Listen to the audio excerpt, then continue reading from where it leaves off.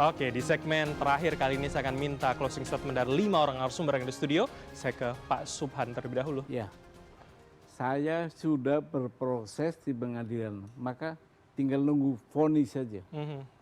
Itu yang saya harapkan, ada vonis.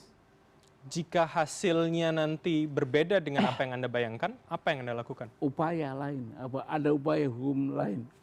Bisa banding, bisa kasasi, atau mengambil hukum yang berbeda. Apa yang Anda rencanakan? Ultimum remedium. Oke, apa Pidana. bahasa mudahnya apa? Pidana. Karena menurut saya ada mens reanya di sini. Di poin apa yang kemudian itu bisa dipidanakan buat Anda, Pak Subhan?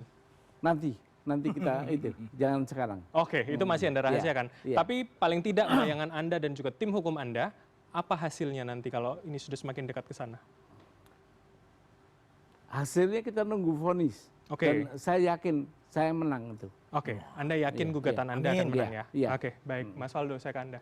Ya, saya kira jikalau ijazah ini terus dipersoalkan, kita tidak hanya menuduh Mas Gibran, tapi kita juga menuduh lembaga-lembaga negara tidak bisa bekerja dengan baik. Oleh karena itu, akhirilah kasus ini, isu ini, karena kita sedang tidak percaya kalau seandainya kita mendiskusikan ini, tidak percaya kepada KPU, Bawaslu, MK, yang pernah juga sengketa di Pilpres. Dan tidak kalah jauh lebih penting, jangan sampai isu ini dianggap hanya mencari sensasi saja, karena ya buktinya sudah tidak ada. Kalau memang adanya tuduhan, hadirkan. Karena kalau tidak ada buktinya, itu artinya fitnah. Yang bikin malu bangsa kita itu bukan ijazah, tapi fitnah. Makasih. Oke, itu terakhir dari Anda ya? Ya.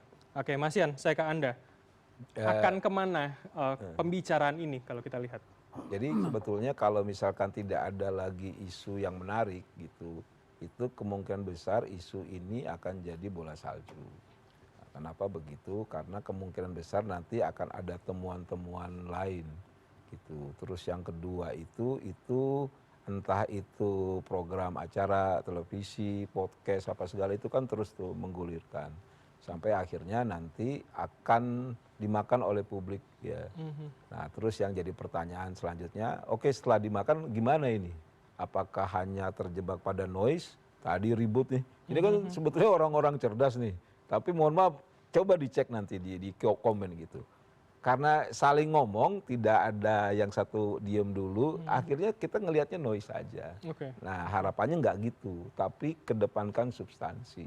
Itu substansinya adalah kedepannya ini jadi pencerahan buat siapapun yang lulusan luar negeri, misalkan kayak gitu.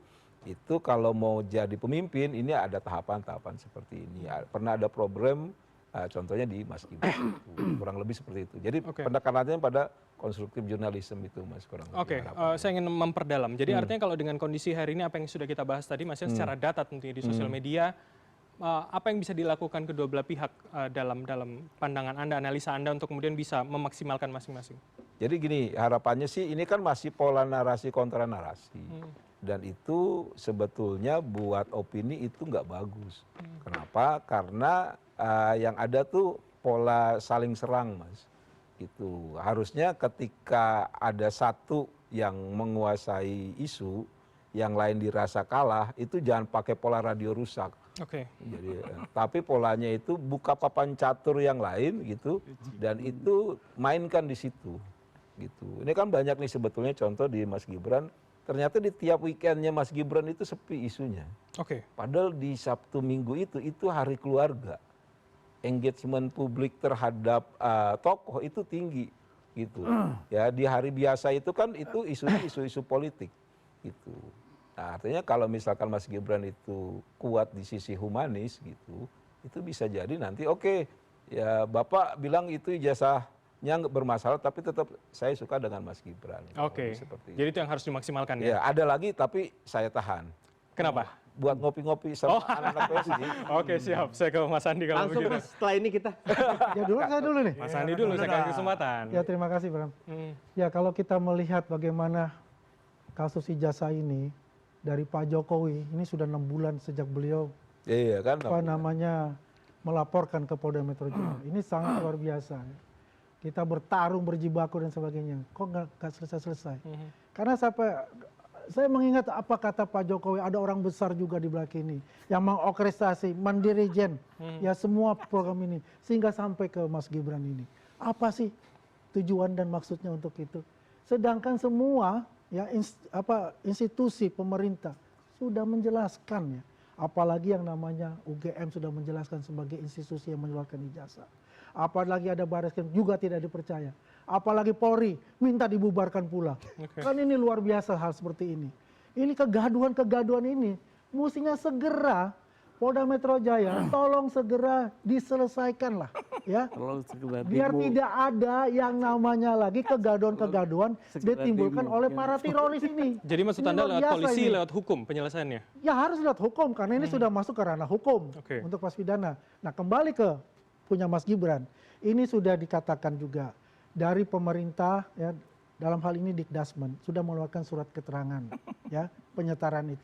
Kalau kita melihat dari Undang-Undang KPU pasal 7 2017 kemudian diterjemahkan lagi dengan surat keputusan KPU 1005 tahun 2018 ya mengenai ijazah dari luar negeri ya harus disetarakan oleh lembaga ya yaitu Dikdasmen untuk SMA, Dikti untuk perguruan tinggi. Itu sudah dilakukan oleh Mas Gibran. Karena ini sesuai juga dengan Undang-Undang nomor 29 tahun 2014. Ya, ini berkaitan semua diterjemahkan.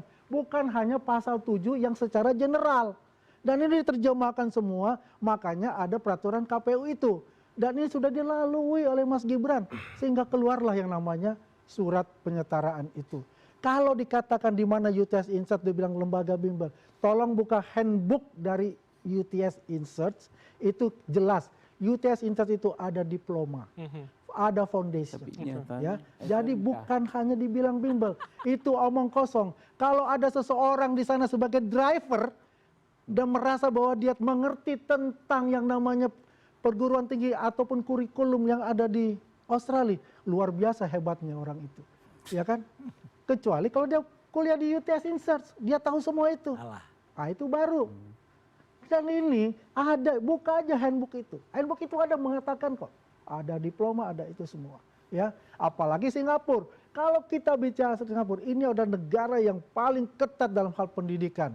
Karena setiap ya, perguruan tinggi swasta maupun mahasiswa-mahasiswa asing itu diawasi yang mana komisioner. Ada komisioner untuk perguruan tinggi swasta itu. Semua mahasiswa-mahasiswa yang punya student pass itu dicek kehadirannya sebagai kuliahnya. Kalau 90% dia tidak memenuhi, dia akan dicabut. Jadi maksud Anda tuduhan Mas Gibran tidak pernah di sana itu bohong sama sekali. Berarti Mas Gibran itu sesuai dengan MDS, dia kuliah. Inilah kita percaya. Karena apa? Nggak mungkin MDS mengeluarkan surat ini. Dia langsung dicabut lisensinya kalau dia berbuat begitu. Coba sebagai contoh satu lagi. Selain Mas Gibran, putrinya Robert Mugabe, Presiden Zimbabwe, kuliah juga di MDIS dan selamat dan juga di wisuda di sana. Terpampang ya di kampus MDIS itu. Artinya apa argumentasi dari sahabat saya namanya Roy Detektif Partikulir Suryo, anggota dari tim gerombolan teroris. Ini luar biasa sekali. Oke, poinnya? Poinnya adalah jangan percaya dengan omongan mereka, percayalah kepada institusi yang telah mensahkan dan institusi ini adalah negara. Oke, baik. Mas Roy, terakhir. Oke. Waktu yang sama saya berikan pada Anda. Baik, terima kasih. Jadi kita ini jelas tidak ada orang di belakang. Alhamdulillah juga nggak ada bohir ya. Semua itu kami lakukan sendiri. Apalagi dituduh ada orang besar di baliknya, nggak ada. Tapi kalau di balik mereka jelas ada orang kurus, orang krempeng di balik mereka itu ada, ya gitu. Jadi kami nggak ada sama sekali. Kami tujuannya hanya dua, menegaskan yang namanya kejujuran dan kenegarawanan. Itu aja. Jadi orang kalau nggak jujur, apalagi tidak negarawan, itu negarawan palsu namanya. Nepal, negarawan palsu. Ya, jadi sudah ya, like father like son, ya. Kacang mongso ninggalno lanjaran. Buah itu jatuh tidak jauh dari pohonnya. Apa yang dilakukan pada Jokowi, ya, yang sudah kita wujudkan dengan ilmiah, dengan buku Jokowi White Paper, itu nanti juga akan kita terbitkan dalam Gibran Black Paper. Ini bahkan black papernya. Oke, kapan itu akan diterbitkan? Insya Allah dalam waktu 2-3 bulan lagi.